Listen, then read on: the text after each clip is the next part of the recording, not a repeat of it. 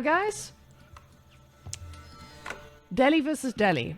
We know how much we love mirror matches, right? Mirror matches are top 10. We love mirror matches. I'm joking. That's sarcasm. But Delhi, very straightforward. I'm expecting to see the difference between these two in the landmarks. So is Revolt going to go for the late game, or is Beasty just going to go for the late game? I feel like Beasty has the control here. Beasty can either decide he's going to go for the late game, just get normal dome, or he could go for the Tower of Victory, like both of them most likely would, and just push, and whoever wins, wins. So, there's no score just yet. Oh, I should add that command, shouldn't I, Theorem? I don't know how to give anyone commands to do that with. We'll learn that soon enough. A score? 0-0. Okay. I'm gonna add this. I am professional streamer now. I'm partner. Beastyqt. Okay. Submit. Now, score works. Very nice. Okay, so, I mean, early game, we're doing what we're doing. Paddling Cat says he's rooting for the Delhi player. Me too, honestly. I think the Delhi player is definitely going to shine bright here. So, very nice. Oh, score works. Yes, I'm professional. And you guys can now see the Twitch chat as well on the side of my screen. Everything is professional over here. Yes, I know. It's like, who's this Whamenqt? So, I feel like Beastie spawn. Ooh, actually, I guess both of them do have a very exposed spawn here. The gold being so far from the TC, this one is really, really far. It feels like, yeah, it spawned the maximum amount of tiles away from the TC. And on this side, I mean, very similar. A little bit closer, but not the end of the world. This is very exposed, though. The fact that there are no tree coverings here... Give me 1 second, the dog wants to come inside. Gigi dog, come inside. What the... Bullshit. Oh, look. Okay, my Gigi dog. Oh, let me...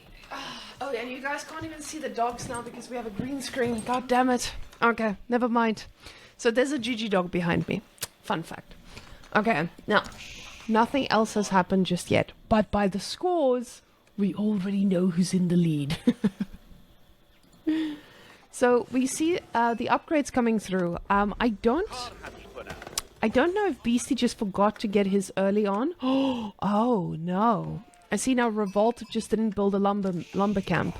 So, Revolt is not getting his lumber upgrade. Not the end of the world, though. But it does... add a little bit. Both of them going for the Tower of Victory, as I called.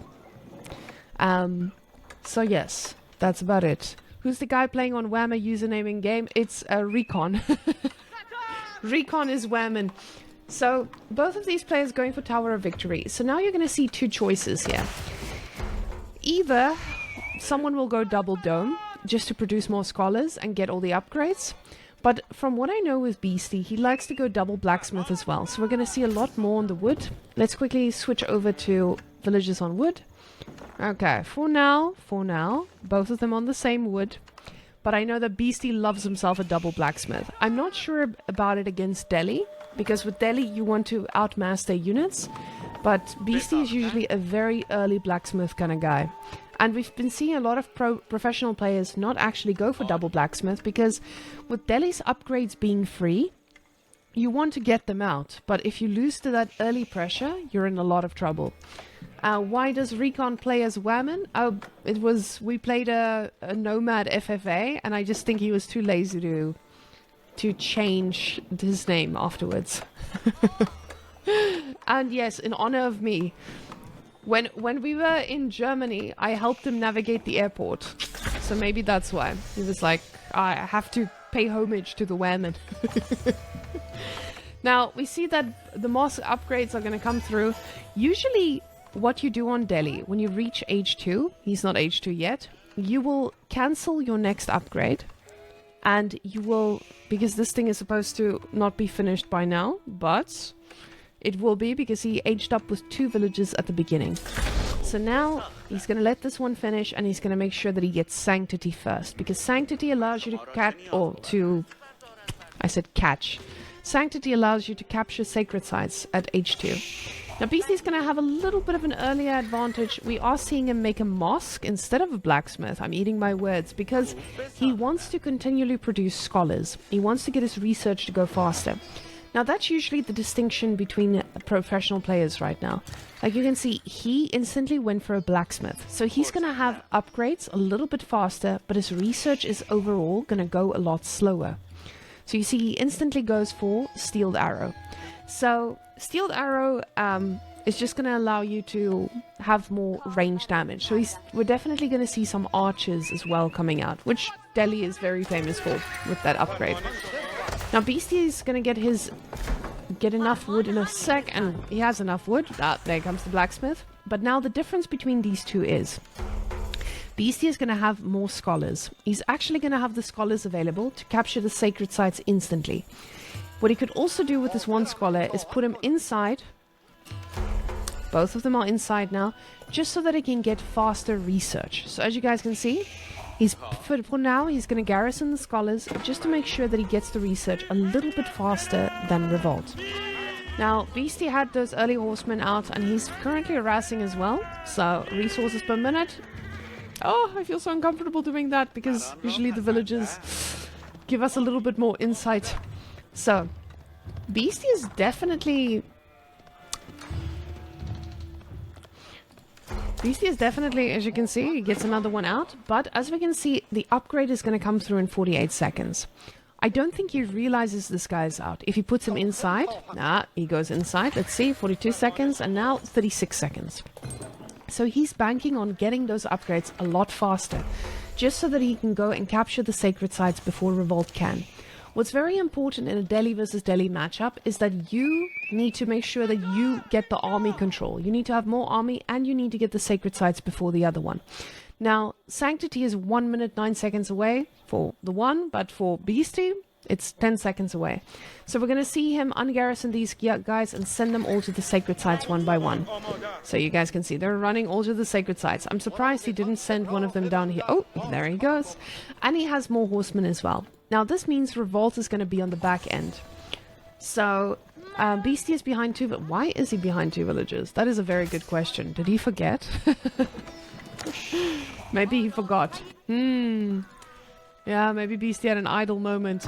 Now we can see the second mosque coming in from Revolt as well, because he realizes he's not going to be able to produce scholars and get upgrades. So he needs to get this going now, but Beasty already has that. And as we can see, Revolt's upgrades are going to come through a little bit sooner than Beasty's. So he needs to be careful. He can't lose any units for nothing now. The scholar coming in on that side, scholar coming in on this side, and Revolt can only attack at 1 point. So even though Revolt has a bit more army over here, this might not be the best for him, because we have a scholar here that can heal. So we do see Beasty targeting some of the horses, trying to get some kills down. But because of this now, he has control of the top one, and he has control of the bottom one, and now the mid one as well. So now the gold income is going to skyrocket. Now the upgrades are coming through from Revolt. He's getting horticulture, so he's going to be getting a lot more resources more quickly. He got it before Beasty as well. He's not on that just yet.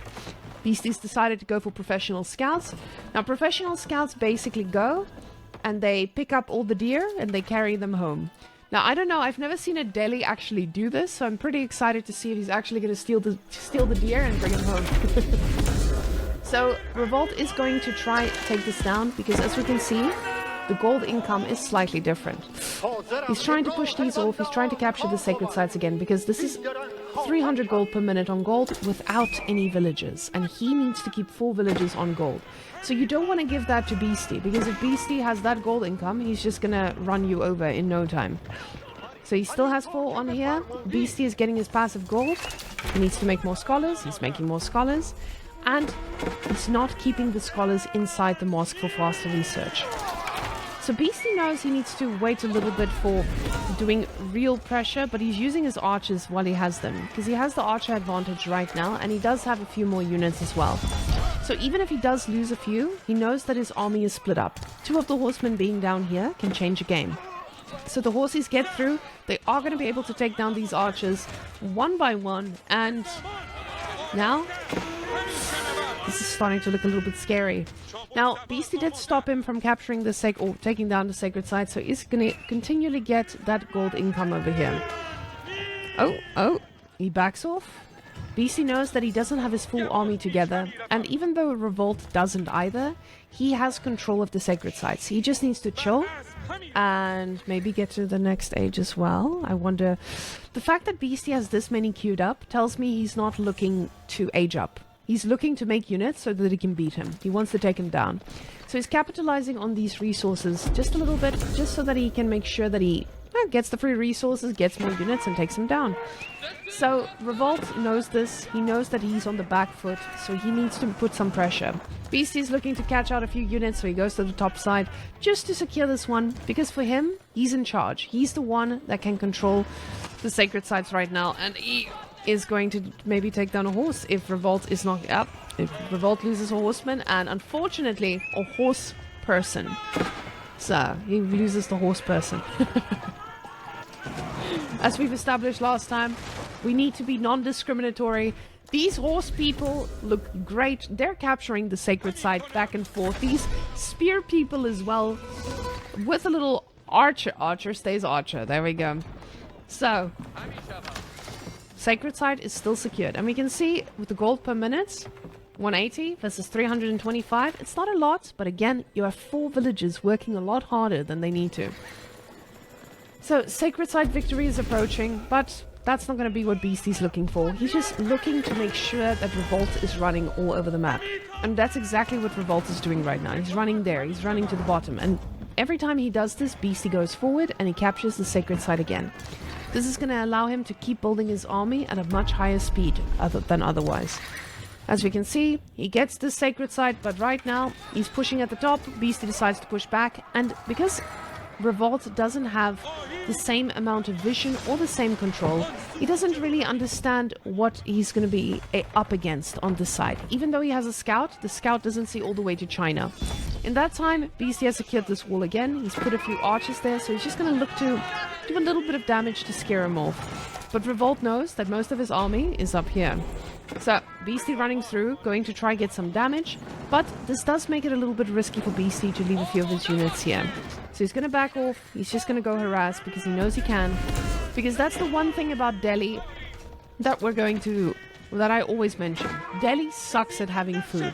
So Delhi needs to leave their base to get food. You can see this with Beasty as well. Beasty is all the way outside his base, very exposed, getting food. He would go here as well, but as we can see, Revolt is the same. Revolt is very far away from his base to get food, because you're at a point where you need to find a way to sustain yourself. So here, Beasty gets caught out. He loses quite a bit. Ooh, that is well done by Revolt. Revolt cleaning up. Hot damn, Revolt. But Beasty says, that's okay. I'm just going to go to the bottom, secure this side as well, and you can keep running around, and I'm going to keep getting my free resources. So, oof, the archers are looking to slap, and they are slapping hard. Unfortunately for Revolt, he's fighting under the TC because he knows that he is slowly falling behind. Even though he has killed quite a lot of units, he isn't really in a position where you want to fight under a TC. Now, Beasty does lose a lot. Now, don't get that wrong. Beasty is losing a lot, but Beasty lost a lot of units that were free. Because of the gold that he got for free, he's now sacrificing units that are basically free for Beasty, but not free for Revolt. Now, Beasty has the bottom side, and this means more gold. Revolt does take this one down, but now the army is not looking as impressive. The fact that he just dived under his TC just means he is getting desperate. He knows he needs to make some plays, and it's just not doing anything. So, let's see.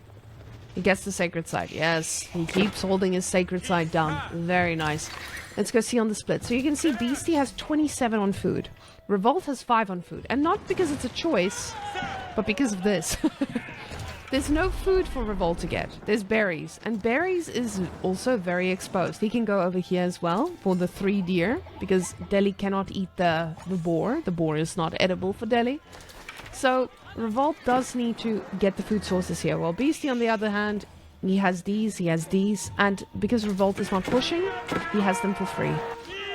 Beasty going at the back line as well, splitting up this army, which again puts him in a very vulnerable position at the front. But right now, that doesn't matter too much, because Revolt is taking way too much economic damage, as we can see. 26 villages versus 48. That's a lot of villagers, brother. That's a lot of villagers. And that's from here. Painful. Very, very painful. Now, this is where Revolt taps out. After you lose a battle like that, and you see that he has such a big army, and he's also going to realize that, hey, my villagers are dead. So, where did the 20 villagers go? They went to heaven. Hopefully. I don't know. In this faith, what do you call it? This is the Hindu faith. Is what is the with the woodline villages as well? So where do we go? Is it also called heaven in the Hindu faith, or what is it called? Peace. Oh, Delhi is Muslim? Really? Oh. Oh. Today I learned. Okay, nice. Let's see. Beastie into the next game. They have mosques, so they almost like, you're right. I didn't even consider that. Huh. 7th heaven. Yeah, I thought Hindu... Do Hindu people also not eat pork? I feel like that might be the case here. Okay. Let's go into the next one. Oh, 2 minutes. They don't eat beef. Ah, yes. Maybe a boar is just like a very chunky beef, you know? No cow for Hindi. Okay. Oh, it makes sense. You guys are educating me left, right, and center. I lived in the Middle East and half our population was Indian. I should know these things. And when I went to university in South Africa, my engineering school, it was just like mostly Indian students. But it's like half of them Muslim Indian and half of them not Muslim Indian. And usually, even though they're still Muslims, they all eat bacon. Oh my goodness. Our engineering school definitely showed me how you can be a soft Muslim, where you subscribe to the faith, but you still love bacon. So definitely a much different culture in South Africa. Bacon isn't more important. The country's national food more important than the faith's national food. Okay, don't confuse Delhi Caliphate with current India. Okay, well not. See, when you come from a place like South Africa, you aren't really exposed to history. We know the latest history that we can study about is from the 1600s. Because before then, I don't think that there were there were no books written. I don't believe we had written language in South Africa before then. So all the buildings as well, they're not preserved because they weren't much. Like, the things we do learn about are huts. And you can see, like, forks and stuff that people used, but that's it. You're Indian and you eat beef? That makes sense. Again, I get it. I mean, like I said, in my engineering school, everybody ate everything. Gathril, hop onto Discord then. Let me hop into the stream Discord. Let me see. You know where to come. Greetings. Hello. Oh, I didn't even hear you pop in. Okay, let's really see if your volume is correct, because I turned down the stream volume a little bit. Okay. Testing 1, 2, 3. Okay. Sound good? I hope so. They'll complain in a few seconds, don't worry. Okay, let me just quickly edit my command, guys. We're gonna start casting this in a second. I just need to edit my command and update the score, because this is a professional stream. And also screen share with Gastrol, because this is a professional stream. I hope you guys enjoy looking at the side of the map. Unfortunately, this is your life right now. So guys, let's... Okay, now, I just want you guys to digest the fact that we are looking at a map none other than... Gastrol, what are we looking at? Mountain clearing. Oh yeah. The revisited mountain clearing. Okay. And how do we feel about mountain clearing? I guess the new one's kind of better. It's not so much an absolute nightmare, but I mean, it's an interesting map. Let's just put it that way, I think. Okay, hold up. Your volume is too loud. I need to fix you. Give me a second. Oh. No, it's not your fault. Don't change anything. Okay. I will put the scoreboard on the screen after this game, I promise. Not right now. Okay, so we've played... Have we had mountain clearing on the ladder yet? Not on 1v1 ladder, no. Apart from quick match. Okay. And that, how did you feel about mountain clearing? Because I love mountain clearing. As an English player, I absolutely love it because you make a little tower in the middle and then you just reach all the way into their base. Yeah, I think the amount of times I've versed English players on this map makes me not like it. So I can understand the English perspective of it's great. But I mean, yeah, I guess I've seen enough China Barbican drops right in another person's base to make it interesting enough. That's true. And I think that's why China is also banned on this map. The landmark is just too strong. And we also know this with English. So guys, the H3 landmark from English also causes a little bit of a map control that you cannot contest. So that is the situation we have.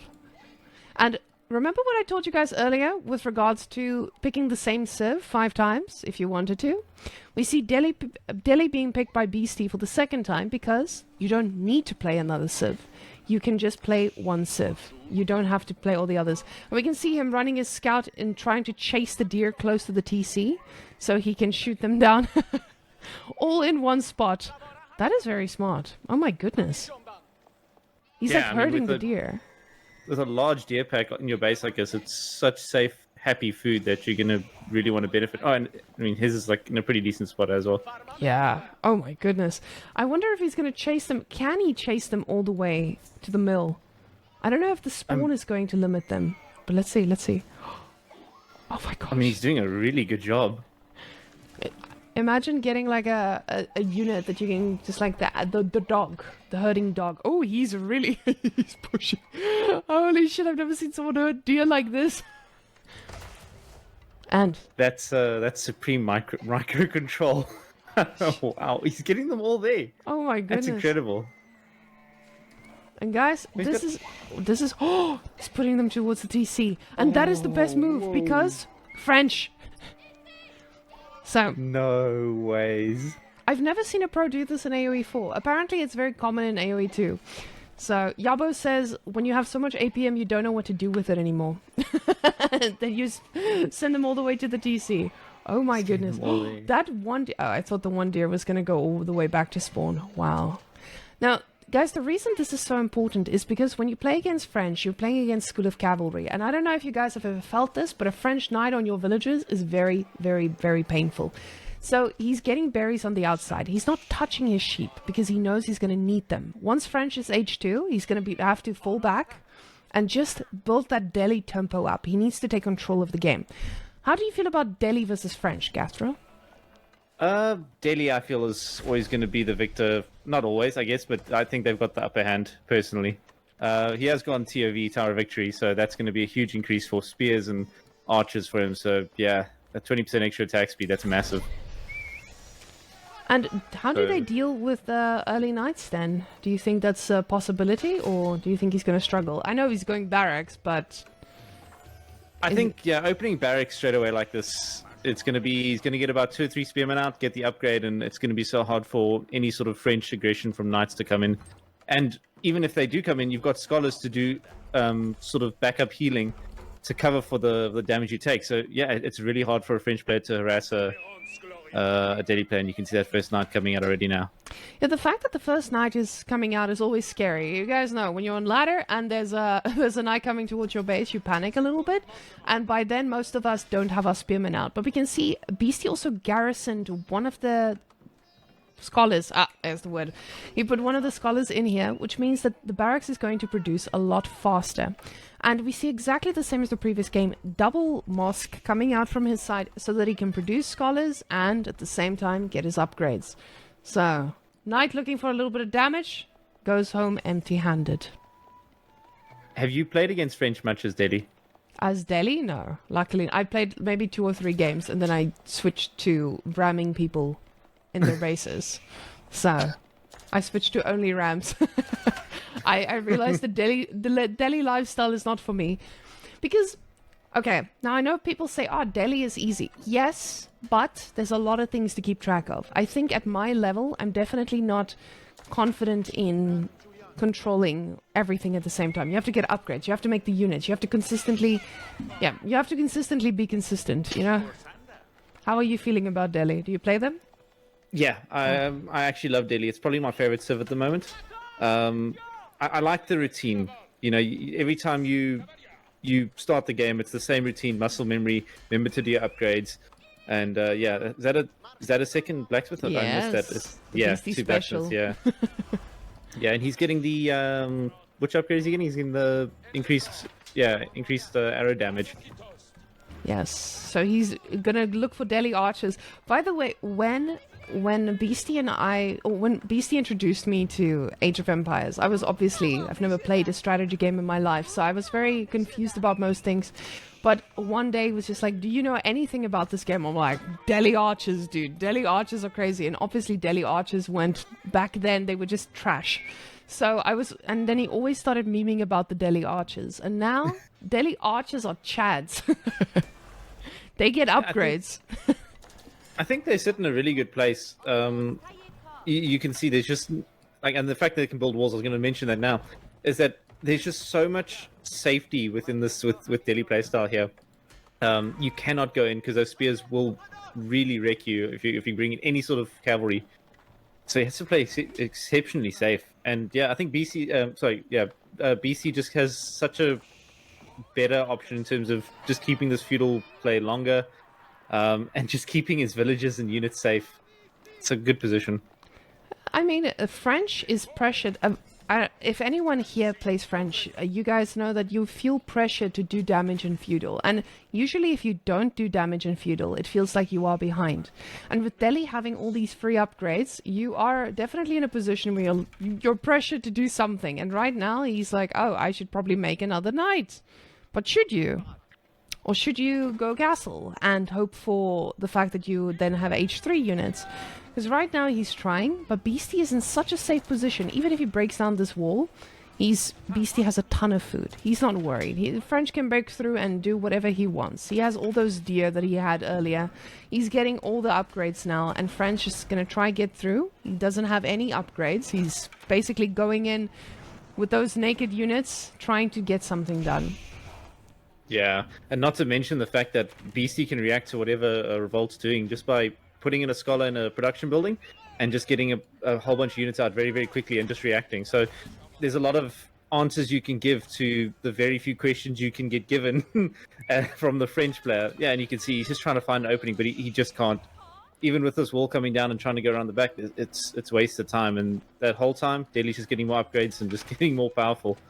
And the best part is he doesn't have to send a villager to build this wall. And that's what gives Delhi such a good advantage. When you have like spearmen, you can just send the spearmen against the knights to build the wall because they're not in danger. The knights are going to try run onto them, but they're not going to succeed. Now, I see there was a question in the chat, why are Delhi archers chads? Because of Tower of Victory. So Tower of Victory, whenever your buildings are under the influence of Tower of Victory, not anything else, just Tower of Victory, they get that 20% upgrade in their attack speed.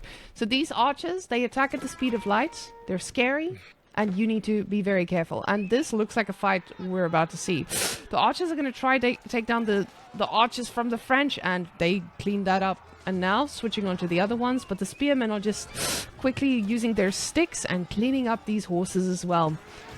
Yeah, these knights are trying their best, but their best is definitely not enough.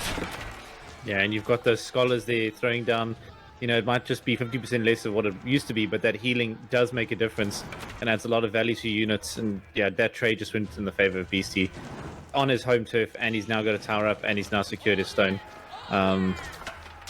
Yeah, it's looking good for him. That was not a cancel either. So he got basically a tower kill because Revolt didn't cancel it in time.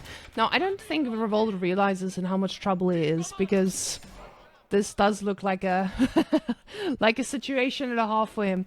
Now, French is not known for its late game. French is known for its feudal, and it's known for,